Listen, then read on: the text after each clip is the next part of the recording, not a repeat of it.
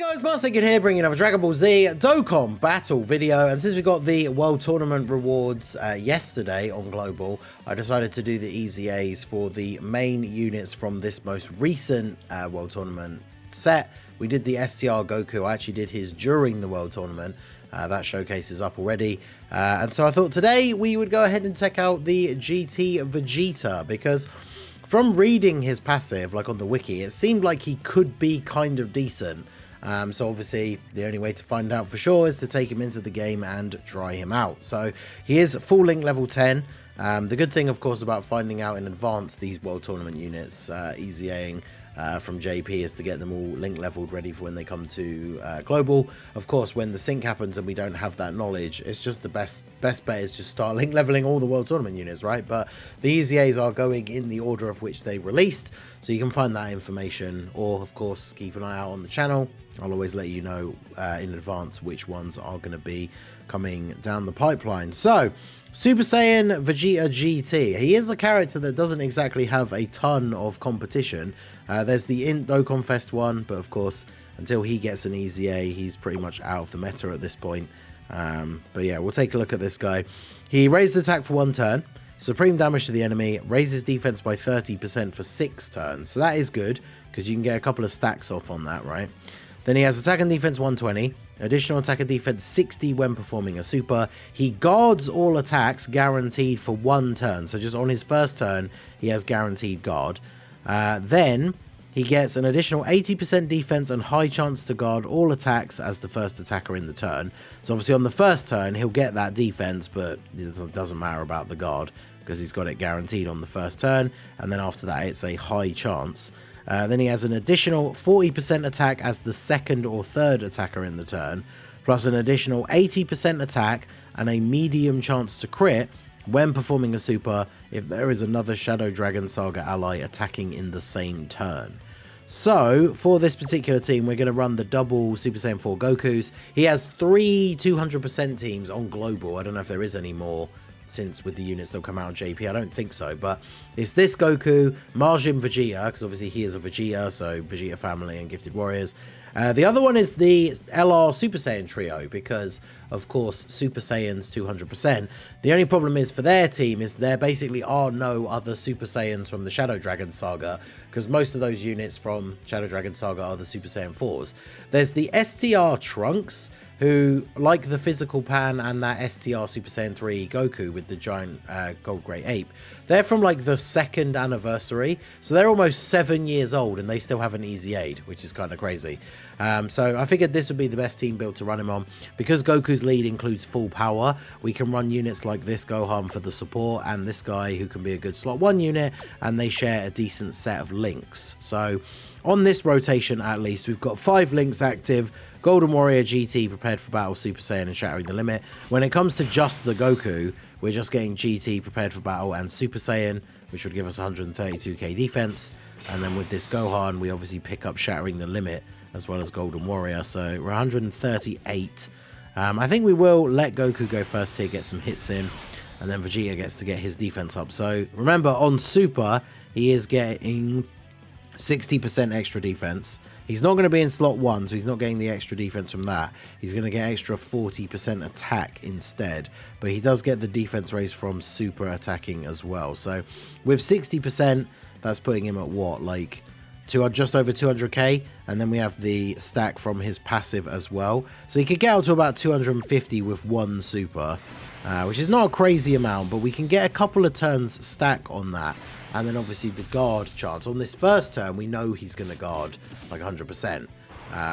But I think that's where his biggest issue is going to be, right? I mean, it's funny that he comes out at this time for Global when we're just talking about everything to do with the tech Trunks, and how as a tech unit with only a high chance to guard, it makes him vulnerable in some of these more difficult events. But so he's at 3.9 for his first super, and then he's going to eat a super straight away. So how much is this going to do?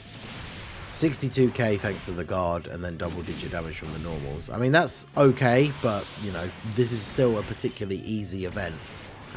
We are going to be able to get some stacks off. Ideally, we want him to get additionals, right? And he does need the Shadow Dragon Saga ally in the same turn to get the extra attack, which of course he does not get with just the Super Saiyan 4 Goku, because he is from the like the baby saga, I guess, right? So he's not on Shadow Dragon Saga. So that last turn we did not have the full passive. We basically have these two units here are the Shadow Dragon Saga allies that I brought on this team, and ideally I want to float both of them so that we can actually get a couple of rotations where we're going to have the ally for this Vegeta, so we can get the extra attack and the crit chance. Because then, as I say, hidden potential wise, we probably want to go pretty heavy on the additional so we can get that extra super, get the extra 30% defensive stack, and then of course the crit being built in his passive. Hopefully we'll see a few of those. It's a 30% chance, which means it's the equivalent of having 15 crit in the hidden potential, so you might as well go additional and then dodge, because if you are going to use him and you're putting him in slot 1 because you need to use him in a defensive sort of situation, he's only got that high chance to guard. If he doesn't guard, especially if it's like pre-him supering, he obviously would have the potential to take quite a reasonable amount of damage. Now, because he's able to stack for 6 turns, if you're keeping him on rotation, if you get like 2 turns in a row where he double supers, his defense could actually be pretty good. And then with guard, he'd reasonably be tanking like most normals in the game to a certain extent. But that's like his best case scenario, right? So let's go ahead and... so we're getting the buff here. This is for 2 turns. So here we have 4 links, 167k. If we go ahead and put him in slot 1 here, let's see if we do actually get the guard chance. Because we're not going to get the extra attack anyway this turn because we don't have a Shadow Dragon Saga ally on the rotation. So, yes, he did guard. Okay. And then, yeah, 2.7. So you can see the distinct lack, like, drop in attack in slot 1 because he doesn't get that buff from being in slot 2. And then we don't get the additional again. So, I mean, that's going to be his worst case scenario, right? Only getting 1 super every single turn. But, I mean, mine is built for full additional. So I didn't give him any skill orbs. I should show the build, right? But he's built for, like, I think it's like 15 additional. And then he has the 5 crit for being a tech unit. So then he has a little bit of dodge. I don't know if he's a unit that I would necessarily use skill orbs on, but obviously you would use those to juice up the both additional and dodge. But like I say, I don't know if he's a unit I would necessarily want to spend these orbs on, because the teams that he's on are teams that, like, they don't necessarily need his help specifically. Like, he could be okay as a free-to-play option if you're missing some of the units that would make some of these teams really good. Because technically the World Tournament units are free-to-play, right? But I don't know if... he's not a unit that I would be spending premium skill orbs on, that's for sure. And with him being tech, it's just all the same things I said with, like, Trunks, especially during the Fusion Zamasu video. Like, if we get some new bosses come out that are AGL, then maybe... Because the other thing is, I believe it's, yeah, Shadow Dragon. It is only Shadow Dragon Ally. I was going to say, if it was Shadow Dragon Ally or enemy, then, you know, maybe future events that are GT related, he could be kind of useful as well. But it is just Ally, which is the better part, because if it was enemy, there'd be very few events you'd be able to get it in. But if it was Ally or enemy, that would be nice. But here we do now finally have our Shadow Dragon Ally. So I'm going to put him in slot 2. So that he gets the extra chance to guard. We're still getting the 60% on super, so we're going up to about 300k plus the super attack stack. Now, the chance to guard is only in the first slot as well, right? And that's where it gets kind of dangerous, because if we put him in the first slot and he doesn't guard, that's a lot of attacks. So, we'll go ahead and put him here. We get 5 links active. Let's see how well we get on here. So, we'll do this. And then I guess we'll do this. The GT duo, of course, sealed. Pretty unfortunate. Grab these. I do want to get the turn where we get the GT duo to exchange into Super Saiyan Vegeta, because obviously they should share quite a few links, right? They're basically the same unit, essentially. So that would be quite good. But let's see. So this, in terms of without support, this is going to be his best turn for attack stat, because we do have the Shadow Dragon Saga ally on the rotation. So what are we going to get out of him here? 4.92. Oof.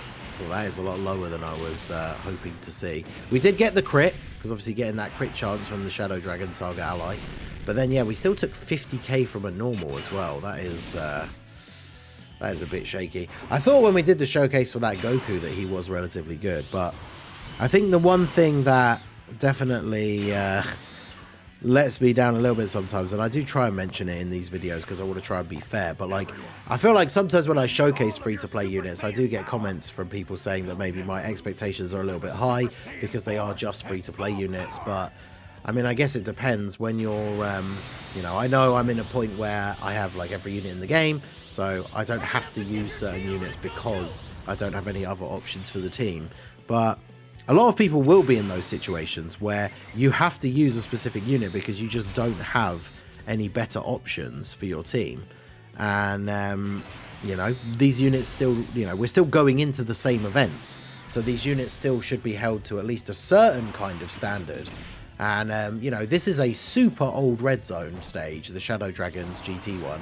And, you know, yeah, sure, he does have type disadvantage, but post super, after what, 3 turns of stacking, because that's the final turn where he actually was getting the benefit of all of his stacks, and he's still taking 50k from normals from this Shadow Dragon. Obviously not really what we want to see. Now he did super, didn't he? He supered Oob, so Gohan here is going to be fine in slot 3, getting his stacks. Yeah, see, this guy's a World Tournament EZA that EZA'd before this Vegeta, and arguably is still much better than him, right? So we'll keep you here. I want to see him guard, but the problem is, because of the way his passive is worded, I'm pretty sure he only gets the guard after he's attacked, or at least only gets the guard chance and the extra defense.